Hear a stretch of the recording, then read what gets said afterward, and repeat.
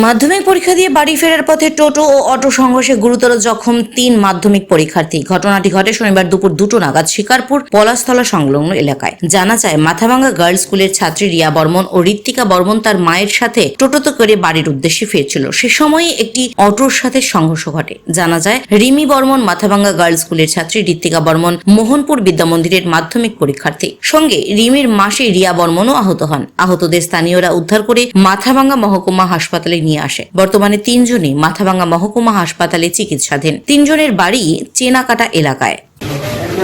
School থেকে বাড়ি যাইতেছি, মানে বাড়ির সামনে এসে পলাশতলার ওইখানে একটা অটো দাঁড়াইছে। তারপরে আমাদের টোটোটা যাইতেছি, গিয়ে ওই মানে অটোটার মধ্যে যারা অসুস্থ তাদের নাম রিমি বর্মন। রিমি আপনার মেয়ে? হ্যাঁ, আমার মেয়ে। আর আরো দুজন আছে? হ্যাঁ, আরো দুজন আছে। ওরা আপনার প্রতিবেশী? হ্যাঁ, ও আমার কাকাতো বোন। হ্যাঁ, ও আমার সাথেই ছিল। আপনার নাম? আমার নাম মাম্পি বর্মন।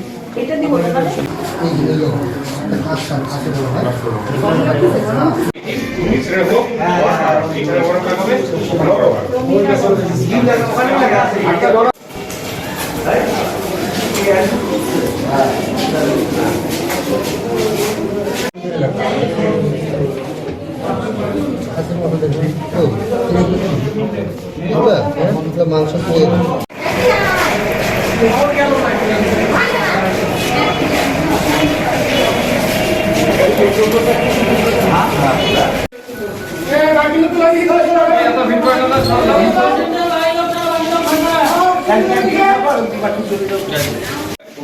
আমি লিখে দেবো আমার দেখা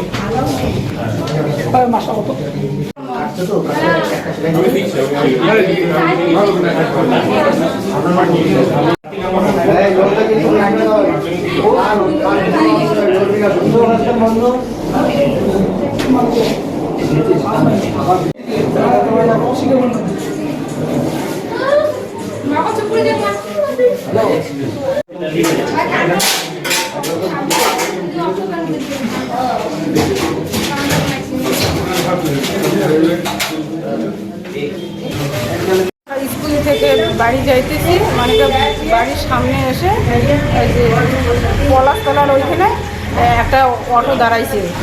তারপরে আমাদের টোটোটা যাইতেছি, গিয়ে ওই মানে অটোটার মধ্যে